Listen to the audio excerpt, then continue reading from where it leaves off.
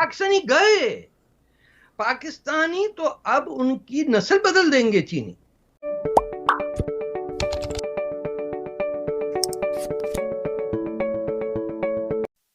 बलूचिस्तान के लिए, भारत के लिए और पूरी दुनिया के लिए चीन की कम्युनिस्ट पार्टी एक मसला है। तार साहब, आज आपने ये भी थीसिस दिया कि अब बलोच मूवमेंट का, बलोच आज़ादी का, बलोच लोगों का सबसे बड़ा ख़तरा पाकिस्तान से ज़्यादा चीन हो गया है। ज़रा इसकी थोड़ी सी वजाहत कीजिए।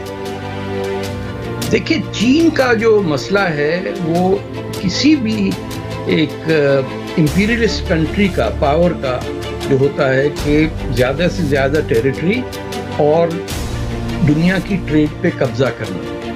तो चीन पिछले कोई आप समझें कि 30-40 साल से उसकी कोशिश ये है, और उसकी पार्टी की जो डिक्टेटरशिप है उसकी कोशिश ये है कि हिंदुस्तान उसकी कंपटीशन में ना आए, उसको दबा के रखे। एक तो उनकी आइडियोलॉजिकल और कल्चरल लेवल पे वो हम हिंदुस्तानियों को वो इंसान ही नहीं समझते, जो शो करते हैं कि ये लेस डेवलप, जिसको ब्लैक डेविल भी कहा जाता है कि अंग्रेज तो खैर गोरा तो फिर भी उससे बात कर लेंगे, लेकिन ये कचरा वचरा जो जमा हुआ है नीचे, अफ्रीकन है, इंडियन है, बांग्लादेशी है, कोई इधर उधर, इसको वो मैं नहीं समझता हूँ इंसान भी समझते हैं। और उनकी सुपीरियरिटी कॉम्प्लेक्स ये है कि वो एक लिहाज से रेसिस्ट अंदाज अख्तियार कर गई है कि हम डिजर्व करते हैं कि दुनिया पे हमारा कब्जा हो, ये हमारा, क्योंकि हम एक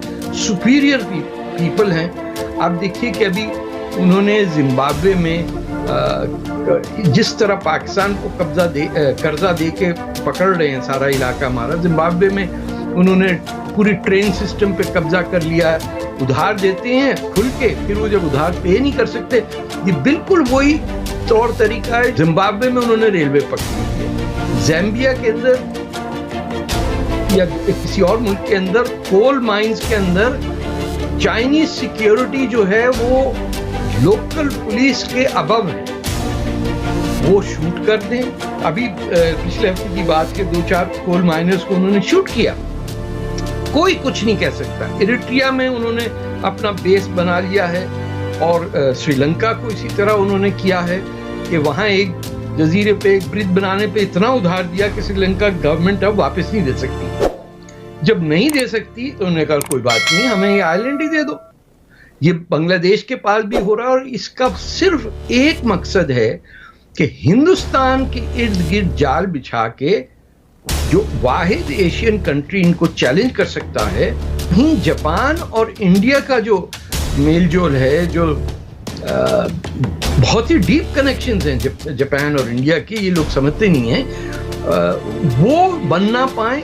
और जो आर्टिफिशियल ये फार ईस्ट के अंदर आइलैंड्स बना रहे हो, फिर उस पर मिलिट्री बेस या एयरपोर्ट बना लेते हैं, ये सब एक्सपेंशन एंटी अमेरिकन है। इसके अंदर आप इंडियन ओशन पहुंच ही नहीं सकते जब तक बलूचिस्तान पे आपका पूरा कब्जा ना हो। चीनियों को तो खैर पता भी नहीं होगा कि बलूचिस्तान होता क्या है। जब पहली जंग की आज़ादी की जंग वहाँ 1948 में हुई, लेकिन ये 5वीं जंग चल रही है 2005 में से अब तक लेके।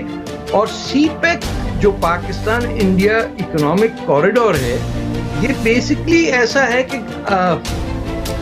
चीन जो है वो पाकिस्तानियों की, पाकिस्तान एक तो बाय नेचर एक भिखारी मुल्क है, और हर वक्त अपनी इज्जत, अपनी सेल्फ रिस्पेक्ट, अपना कल्चर, अपनी जबान उस तरह मोड़ता है जिस तरफ से उसको पैसे मिलते हैं।